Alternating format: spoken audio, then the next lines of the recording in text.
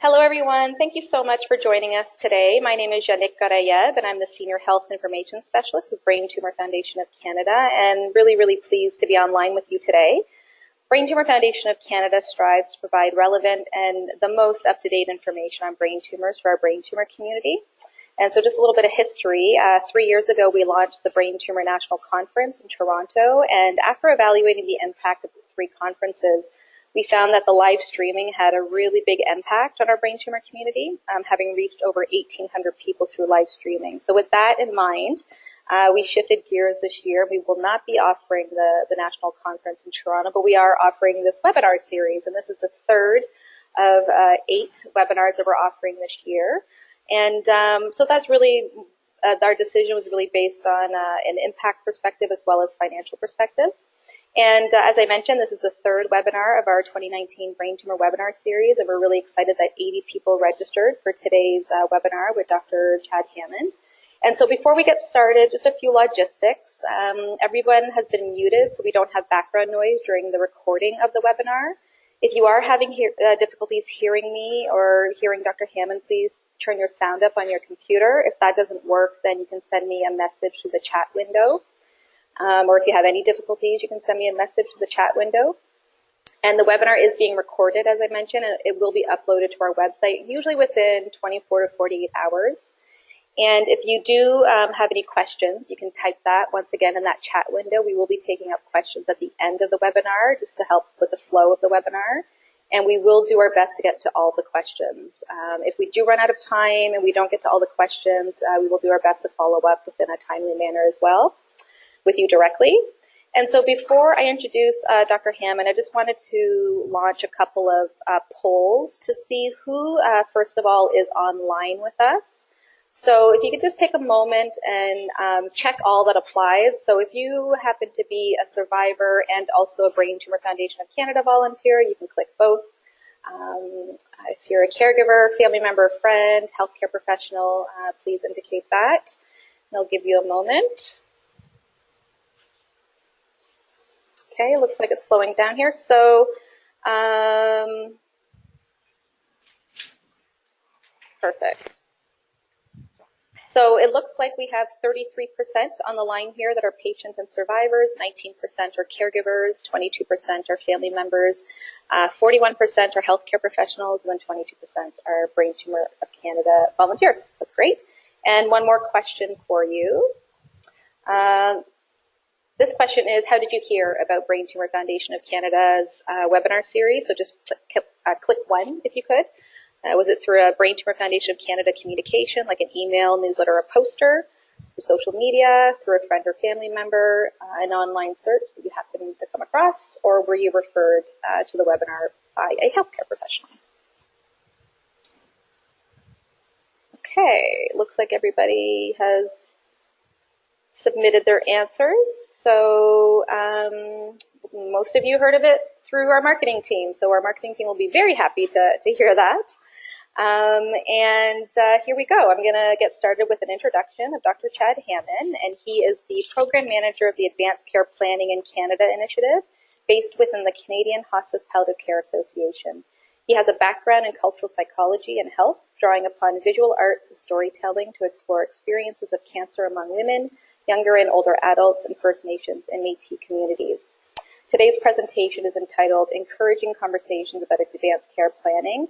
And I will say from a personal point of view, I think that this is a really important topic for anybody, regardless of health status, to have this conversation. I had the privilege of actually getting trained in this topic many years ago when I worked at the Alzheimer's Society, and we realized these are very difficult conversations to have with people. But I know, once again, from a personal point of view, having had these conversations with my own father years before he passed away was really helpful for us when he was at the end of his life. And so, like I said, regardless of your health status, even if you don't have a diagnosis of a brain tumor or anything else, it's really important to have these conversations. And so I'm going to hand it over to you, Dr. Hammond, and I'm sure you'll have lots of great resources, and we look forward to your expertise on this. Great. Thanks so much, Janik. So welcome everyone today, and thanks for joining us for this. As Janik said, I'm the program manager for Speak Up ACP in Canada. I've been in this organization for about 2 years now, and we're a national focused initiative, basically just encouraging people to have these conversations and doing our best to help support and facilitate them by creating resources, by drawing upon partnerships across the country to provide information, to promote various conversations. And I'll talk a little bit about Advanced Care Planning Day, which is happening next week, which is a campaign that we run as well.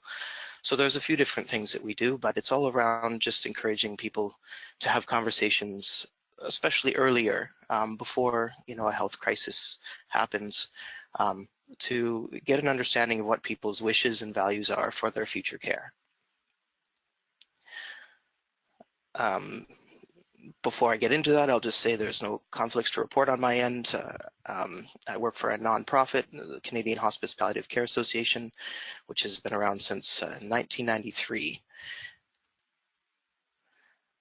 Our learning objectives for today, just very briefly, I'm going to cover how we here at Speak Up have framed the topic of advanced care planning around 5 steps that you can do. And I'll cover some of the resources that we've created or worked with our partners to create to support some of these conversations. And then I'll talk a little bit about Advanced Care Planning Day.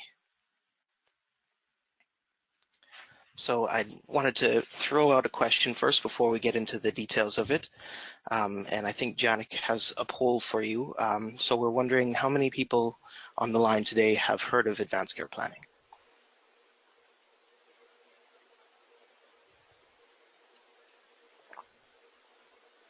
Oh, good. It looks like a lot of you have heard of it. So we've got, Dr. Hammond, we've got 79% of the people online have heard of advanced care planning. Oh, wow. Well, you are among the few. We conducted a national poll just this earlier this year in February, about 3,000 Canadians, where we asked about advanced care planning. And one of the things was, one of the questions was around have you ever heard of advanced care planning? Do you know what it is? And a very small percentage, about, compared to this group, about half the percentage have actually heard of it. People, once you go into the details, they're like, oh yes, I've thought about what I would want if I was in a serious illness situation and needed somebody to make decisions about my care, or I've had a conversation about not wanting CPR. So once you start explaining a little bit of it, what it looks like, people can kind of see that, well, they have a bit of familiarity with it. It's just the term advanced care planning may seem a little out of what people are familiar with, but it sounds like the people on the line today are actually well informed, so that's good to hear. So the way that we frame it is advanced care planning is really about how we care for each other, learning about what matters most to each other, and trying to provide a framework of care that acknowledges, recognizes, and supports those values and those wishes.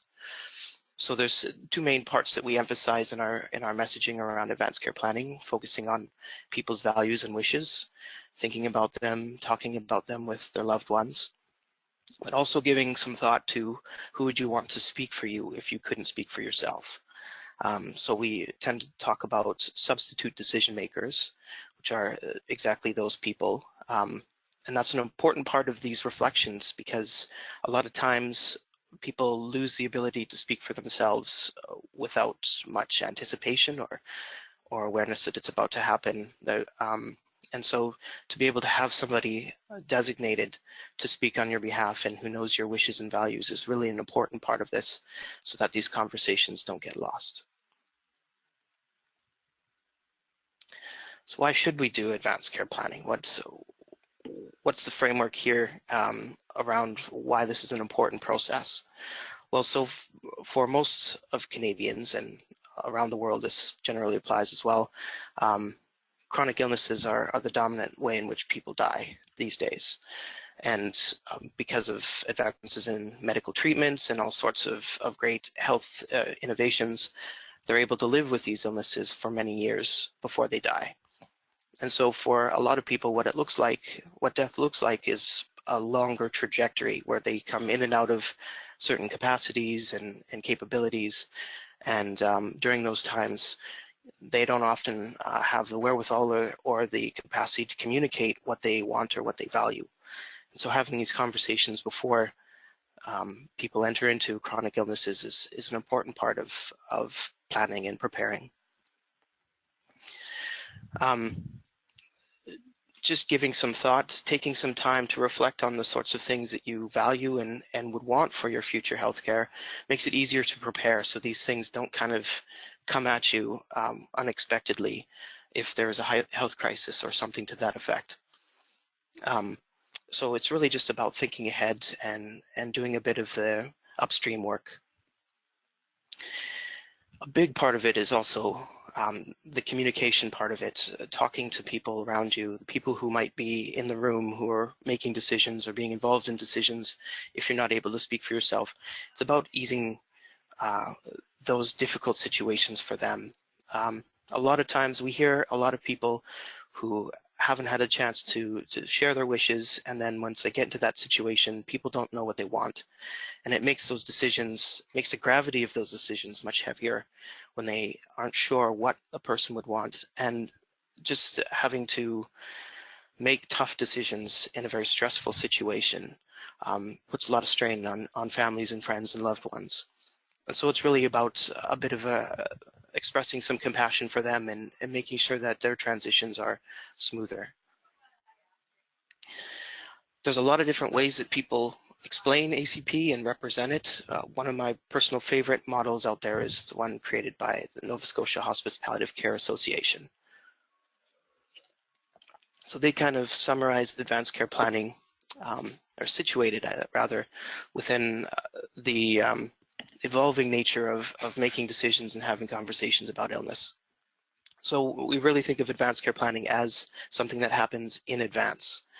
So entertaining, if something is to happen, what would you want? And so we have there, you know, working on a personal directive or choosing somebody to speak on your behalf, thinking about these things well in advance. As the context of illness evolves, people get their health status changes, and they face more concrete, I guess, situations. Then we move into goals of care conversations, where we start entertaining what might be likely possibilities in the future. When people are healthy and don't have any sort of illness on the horizon, it's hard to imagine what sort of situations you might find yourself in.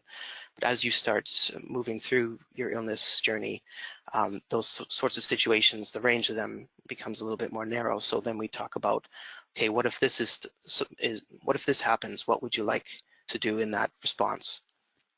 And then from there, then we go into more of the moment-to-moment decisions, when something is right in front of us and we have to make a decision. And often, I mean, ideally, we hope that those decisions are informed by the two conversations above them, the advanced care planning conversations, goals care conversations. Because to be faced with those decisions at the moment without having any prior thought or conversation about it can be very stressful, and people can feel very overwhelmed very quickly.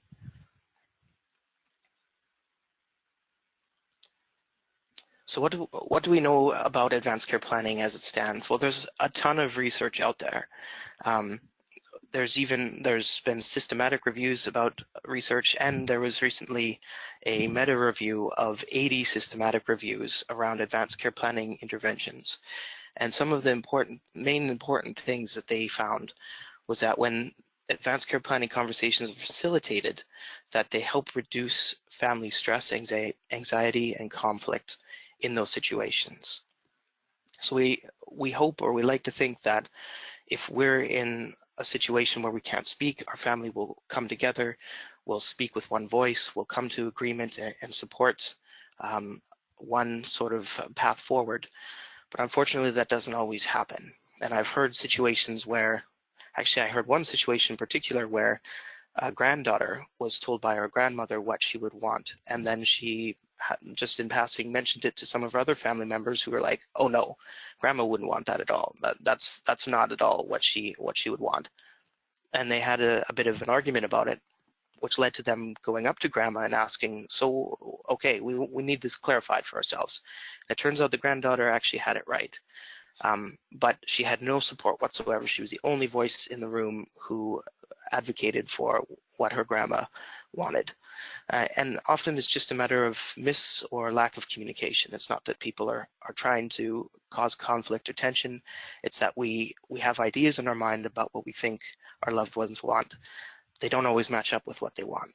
So having these conversations early and prior to such situations can really alleviate some of that stress. It's also really, this is about a philosophy of care that we often talk about as person-centered care. So making treatment decisions, making plans about people's treatment based on what they value and what they want and what they wish, instead of what a healthcare provider might think of as the best course of action. At the end of the day, it has to be a path that patients and families support. And when we find that when people have these conversations about what they want ahead of time, that they feel empowered to participate in their care and the decisions around it. And once they aren't able to speak for themselves, that they still get care that aligns with their goals.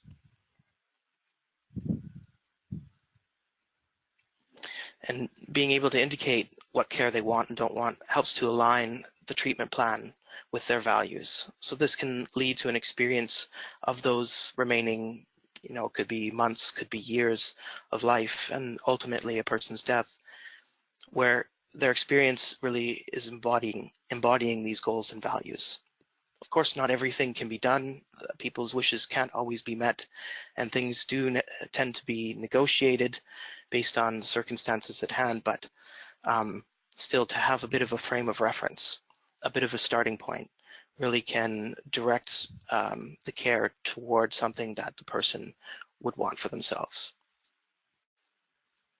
I'll give you a second just to read this quote here. This is from the Can Help, the Canadian Healthcare Evaluation Project survey, which was conducted with over 500 seriously ill, elderly, and hospitalized patients and their family members to really identify the key issues that were relevant to them. This was done, I think, in 2010 or somewhere around there. This project identified the top priorities they had for their end-of-life care. And some of the main things that were highlighted were better communication about prognosis, having conversations about goals of care, and planning for future health changes. So this person in the survey communicated how, after the fact, not having a chance to talk with her husband about what he wanted affected both his experience of death, but it affected her experience of grief as well afterwards. And we found that in some of the research as well, that it can really affect negatively the transition into grief and bereavement for people if they spend their time reflecting on, well, did I make the right decisions? Is this what this person really wanted? Did they get the sort of death that they really wanted? Those sorts of questions can really drag on in people's lives well after the fact. When we think about what sort of decisions people might make or want to make in their advanced care planning, CPR tends to be the most common thing that people think of around these decisions. And we worked with a group of researchers named CareNet, Canadian Association of Researchers at the End of Life Network, to create a CPR decision aid to help people make these decisions based on evidence. The TV dramas tend to show upwards of 80 to 100% of people who receive CPR as walking away from it. But you can see here in this diagram what does happen depending on people's situations. So the overall population, about 82 out of 100 people who receive CPR will die. They won't be resuscitated, even with attempts to it. And then you see, I won't go into detail here, but in different circumstances, those odds actually diminish. So it's these sorts of things that we want people to think about as they're deciding what sort of treatments they think would be valuable, important, and helpful to them based on the evidence that we have out there. Who needs to do advanced care planning? Well, we think everybody. And often people tend to think of advanced care planning as really just focusing on end of life, so really only for people who are in their 80s and 90s or at the end stages of severe disease, but that's not necessarily the case. In a lot of cases, it's about, it can happen for people who will end up recovering, who might, unexpectedly lose the capacity to communicate their wishes and values and end up in, say, emergency, and have no recourse for directing their treatment. So it's really for any moments in a person's life where they're unable to speak for themselves and when decisions need to be made about their health and personal care.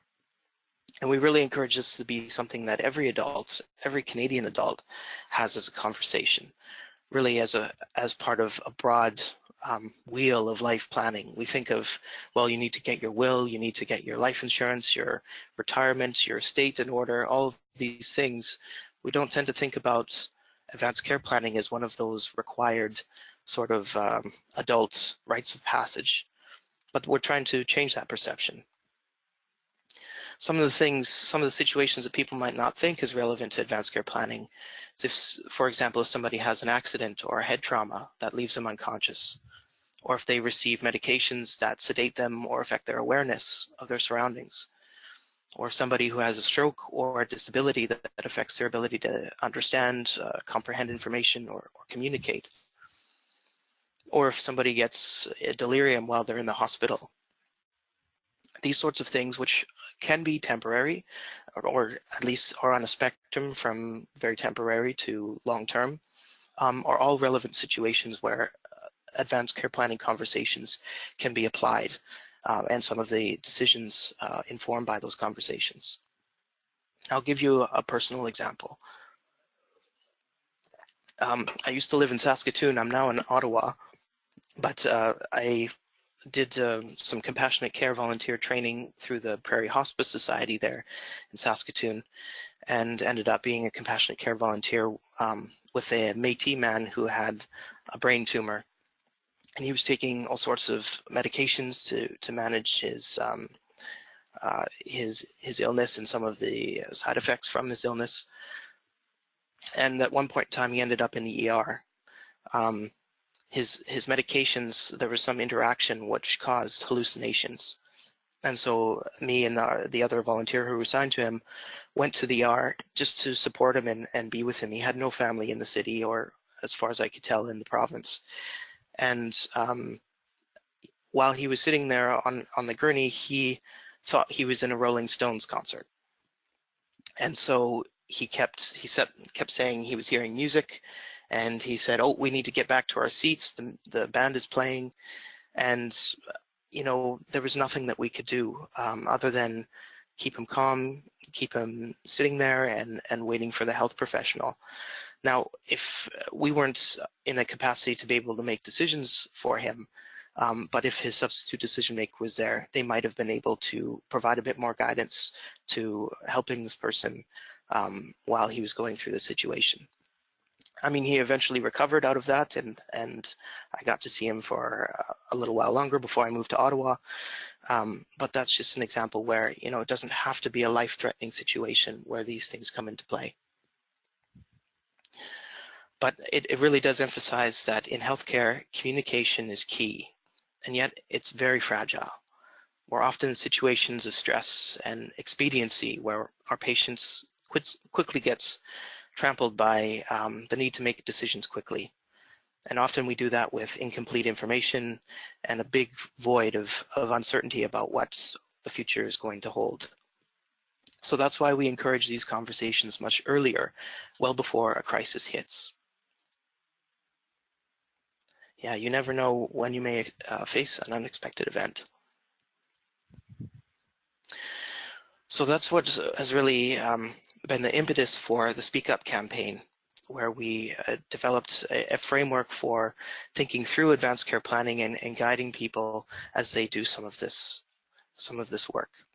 We've broken it down into 5 steps, which I'll show you throughout this presentation.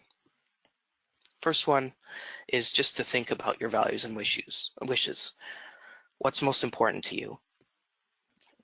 just taking a bit of time for that reflective work really does set people on the right path. But in our busy schedules, we often don't take the time for that.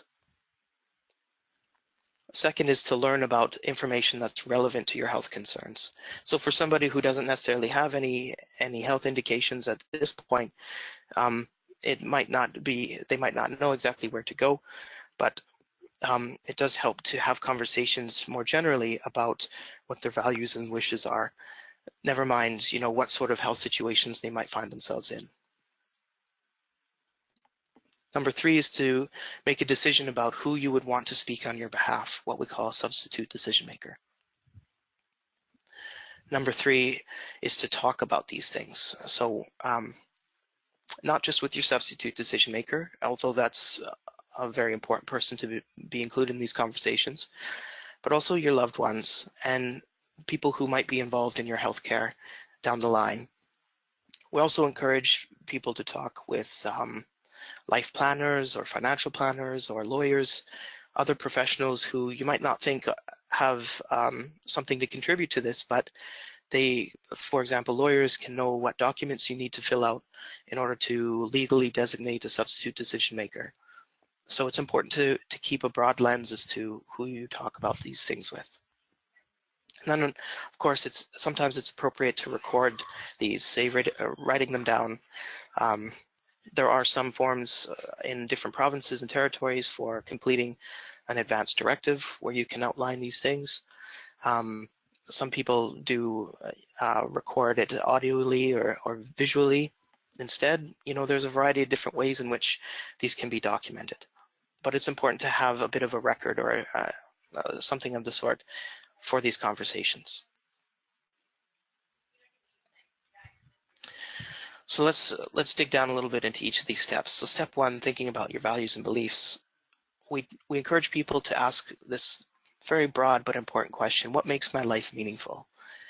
Is it time with family and friends? Is it a person's faith? These sorts of things that often we take for granted or we almost see as invisible in our day-to-day actions, but once those things get threatened by illness, the importance of them really becomes apparent. So it's important to ask these questions ahead of time. What do you value most? What are the sorts of things, when we talk about trade-offs of values, what are you willing to give up in order to preserve? Oftentimes those are tough decisions that people have to make, but when they get pressed on them, they can kind of prioritize, okay, this is more important to me in this particular situation, although at the outset it might seem like everything's equally important. So these are also part of the conversation as well. So also thinking about what sort of situations you might find yourself in and what you would see as an acceptable way of living. That can really inform some of the things that you would want or not want. Step 2 is just to learn about information relevant to your healthcare. So for example, if you're diagnosed with an illness, to talk to your doctor and ask some questions that can help direct what you see as your future options here. So ask them about what your life might look like in 6 months or a year or 5 years from now, depending on prognosis. Though some health professionals might be reluctant to give very specific or concrete details on that, they can generally give you a range of possibilities. And at least that range gives you some bit of an idea. Asking about odds of recovery for picking one course of treatment over another. So again, sometimes we don't take the time to explain these sorts of things. And Atul Gawan's book, Being Mortal, really captures that well. Some of the struggles that health professionals have with speaking about what possible outcomes, good and bad, might come from taking one course of treatment over another.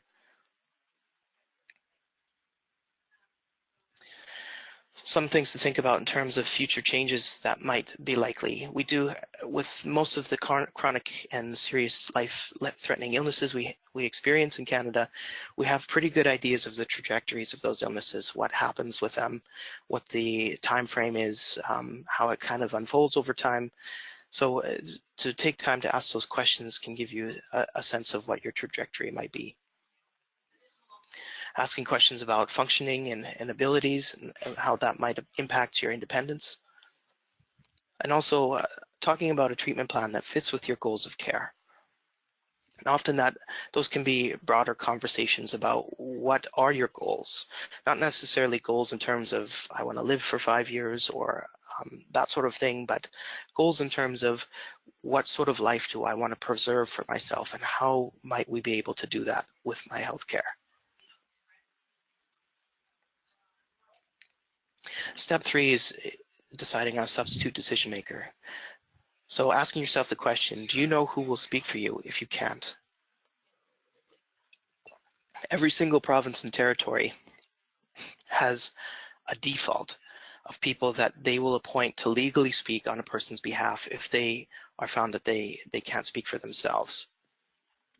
This list usually begins with any existing appointed persons, but if none of that exists, then they will start with, usually it's with spouses or with children and parents, adult children, of course, and then it moves down to primary family and other relatives. So this default list is often, although not always, it gives preference to blood relatives and to the seniors among relatives. So for example, the oldest adult child. And so these things happen if you haven't designated somebody and you lose capacity to speak for yourself, they will refer to those lists and go to those people first. However, you can designate somebody through a legal process, and usually you can designate more than one person. So if there's a couple people that you think could speak on your behalf, that you can designate them to be your substitute decision maker. Again, each province and territory has its own legal process and details for how to do this, and they tend to have certain basic criteria, like the person does need to be of majority age. They do need to be able to make decisions and willing to take on this role. But outside of those requirements, there are few limits as to who you choose. They can be your best friend, they can be your neighbor, they can be your hairdresser. So something to think about in terms of who you think would be best to speak for you. The substitute decision maker really comes into play once you lose your ability to speak for yourself. That's up until that point, you will be consulted for any decisions on your healthcare, but once you lose capacity, they need to seek out somebody who can speak on your behalf.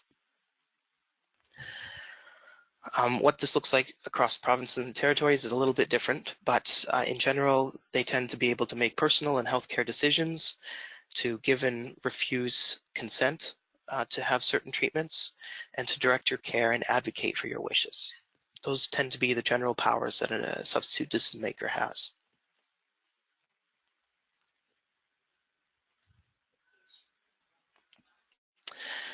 So we try to give people some prompting questions to encourage some of this reflection.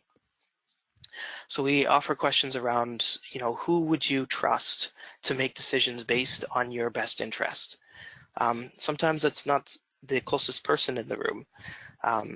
In my own case, my mom has designated a cousin, one of our cousins, as her substitute decision maker instead of one of the kids, just because she knows that person is trusted within the family and that they will speak and be a strong advocate for her wishes. Who's able to communicate clearly? So you want somebody who can understand information and make a clear decision. You want somebody who's available. So if they're quite the traveler and might end up in another continent, if something was to happen, they're perhaps not the best person. And somebody who can make difficult decisions in stressful situations. That tends to be a tough one. Like I say, there's a lot of stress, a lot of pressure on these decisions, or on these making these decisions, and often they are made in the context of a lot of uncertainty and a lot of complicated information. So step 4 is to have the talk. So take some time to speak to the people that are around you, your substitute decision maker, family and friends, healthcare team. These might be awkward conversations, but they're most definitely important conversations to have. A general question to ask for somebody who's thinking about having these conversations is, what do you need to do or to think before you have these conversations? So what sort of resources or supports do you need? I'll go into a little bit of what we can offer, but I'll move on to step 5 here, which is to document your wishes. And of course, sharing copies with people who would be most important in those situations makes good sense. We encourage people to revisit and review their advanced care planning documents. And that's because, we change over time. Even from year to year, we can change some of the things that we value most.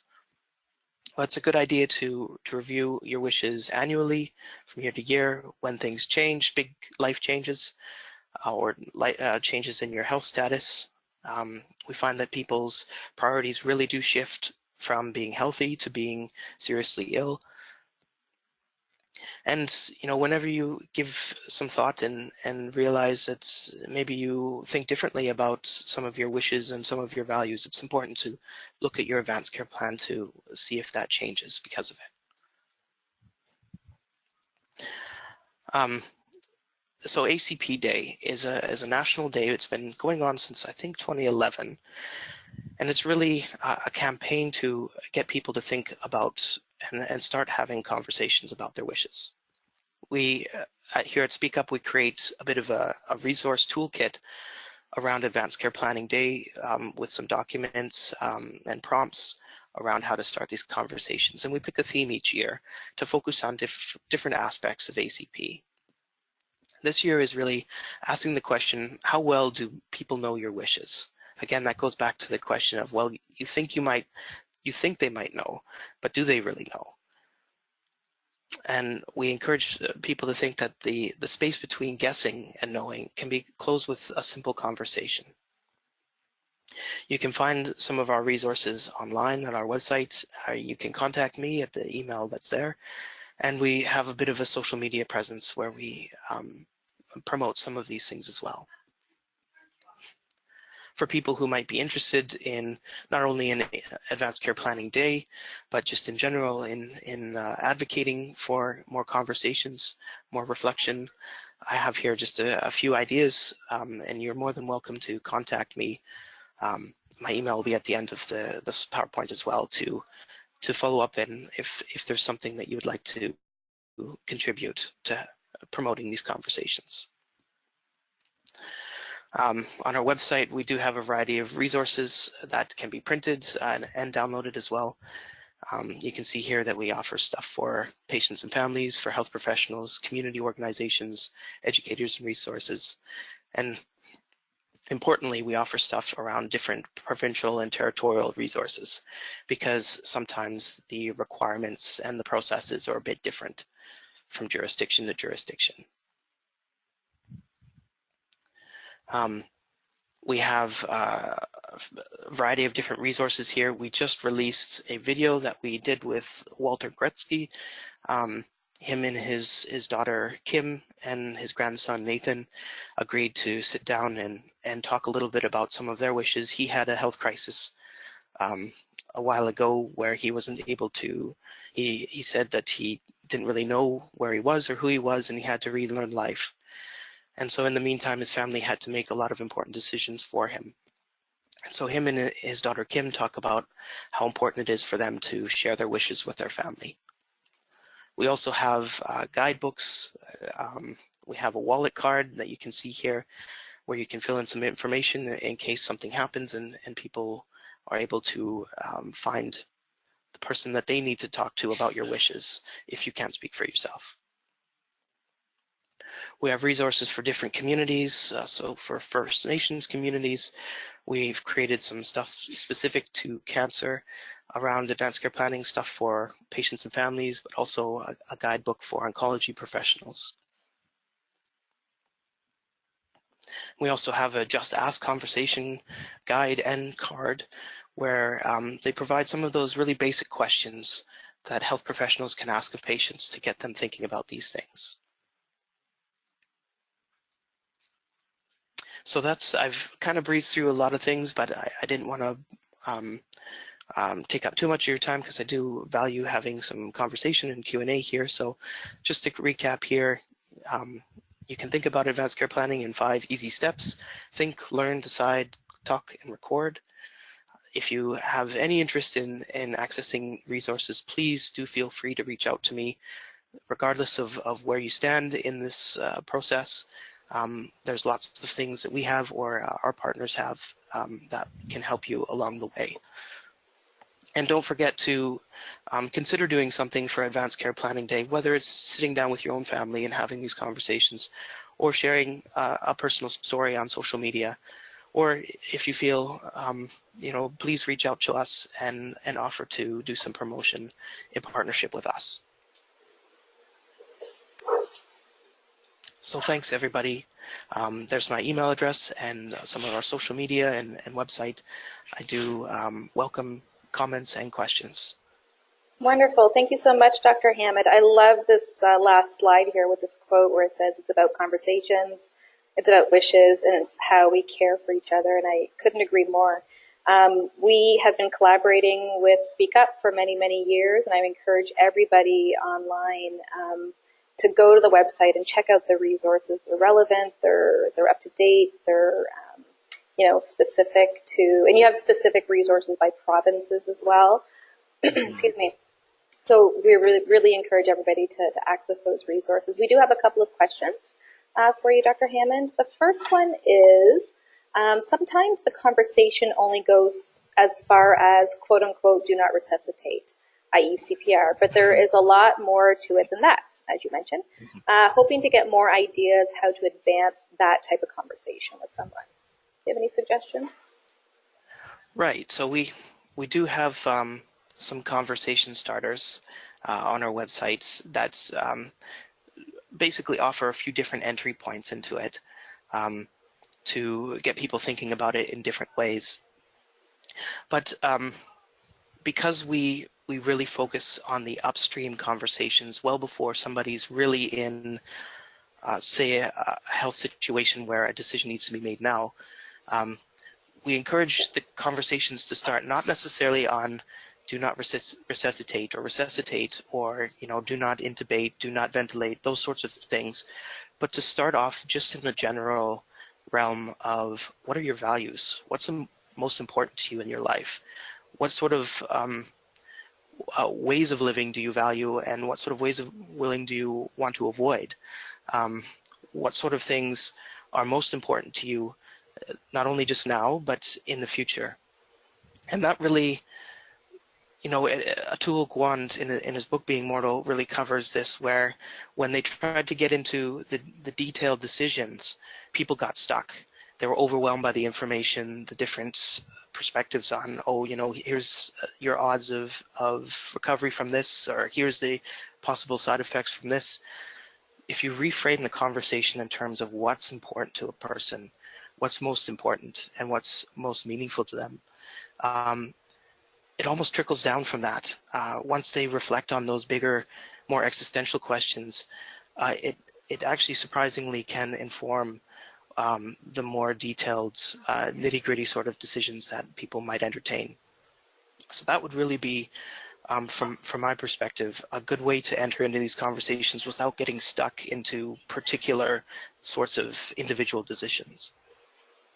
Yeah, that's a really great answer, Dr. Hammond. I remember many, many years ago when I was first being trained on this, when I worked at the Alzheimer's Society, and I brought it up to my family, and one of the first things my dad said was, I don't ever want to be on a machine and just unplug it. I said, okay, but right. I'm like, but there's different situations, and what if it's temporary? And he's like, oh, well, yeah. So, once again, we don't want to make those assumptions, right? That it's That's only right, about do not resuscitate or being on machines or so on and so forth. Another question somebody had was, can more than one person be designated to act as your decision makers jointly? Right. That is more of a legal question. Yeah. Unfortunately, that really does vary by province and territory. There are specific instructions and permissions around what can be done. Some of the legislations say that you can indicate whether more than one substitute decision maker can make decisions independent of one another or have to do it by consensus. So it really, that would be a question to really look into wherever you live in what province or territory, because that does really differ. So I can't give, unfortunately, I can't give a general sort of concrete answer on that. Okay, no problem. And then one more question just popped up here. It says, an individual's values could change at the instant that the medical condition develops. How can this be accounted for even when doing an annual review or revision? Are you able to comment on that?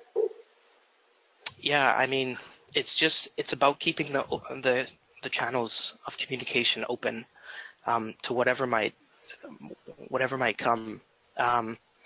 So I mean, people might think that this is just one conversation, and that's definitely not the case. And I gave a few different situations for where it makes sense to revise it, but I think ideally it's just an ongoing conversation, even something that people can check in on a day-to-day level.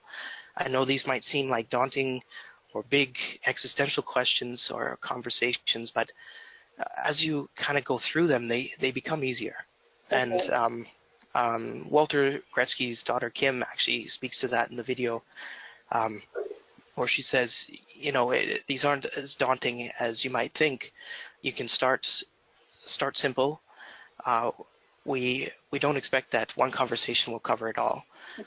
It's really more a matter of practice. You know, just continue talking about this, get more and more comfortable as you do it, and that will come with time. And so it's not really just about, okay, I've had the conversation, I can put this away and forget about it for, you know, next year or when something happens. It really is meant to be more of a normalizing process, that this is just something that we talk about and we find comfortable sharing with one another. And that allows for those sudden moment-to-moment changes, allows changes in thinking to correspond with those. That's great. Thank you for that response. So big thank you again to you, Dr. Hammond, for joining us today and taking time out of your busy schedule to be with us. We really, really appreciate it. I'm just going to switch it back over to me for a second so I can show everybody some slides. Give me one moment, please, everyone. Bear with me. I'd just like to say thank you to everybody for coming on today, and I appreciate your interest in this topic, and please don't hesitate to follow up if you have further questions with me. That's awesome. Thank you, Dr. Hammond. So just a quick reminder to everybody that our website is braintumour.ca. The Brain Tumour Walks registration is open, so if you go to the page here, you can scroll down and see all the different cities that are hosting our Brain Tumour Walks. You know, we have over 700 volunteers across the country, and this is actually National Volunteer Week. So for those of you who do volunteer for Brain Tumour Foundation or for other organizations, we, you know, send you big hugs and high fives and fist bumps. So thank you. We really couldn't do a majority of what we do without our volunteers. So thank you very much. And then we will be taking a break in May from the webinar series, just because it's a busy month with Brain Tumour Walk. So if you go to the main page here, you'll see me with my cursor here on the Brain Tumour Webinar Series. The next presentation will be on June 12th, and that'll be with Emily Drake. And she's a PhD student actually at the Faculty of Health in Dalhousie, and this topic is going to be on the psychosocial needs of young adults who are living with brain tumors and cancer. So that'll be a really great topic. And so this is the same page that everybody can come back to find today's presentation as well, and past presentations and future webinars. So it's kind of a one-stop shop. And also, if you are looking for resources or any of our handbooks, you can go to the About Brain Tumor section here and click on that. And that takes you to our online forum here. So you can order the adult handbooks, the pediatric handbooks, or the non-malignant handbooks, or order an information package in general, and we'll include whatever you have ordered. And so once again, Dr. Hammond, we really appreciate you taking the time with us today. Such an important topic, and great suggestions and great tips. And like you said, we just have to keep, it's tough having difficult conversations as it is. So it's practice, and those are the resources that we really need to reach out. Reaching out to speak up, and your resources will really, really help people having these conversations. Somebody just asked, will we get the slides afterwards? You won't get the slides, but the presentation itself will be recorded and up on our website as well. Yeah, so thanks everybody, and thank you, Dr. Hammond, and everybody have a great day. Thank you. Thank you.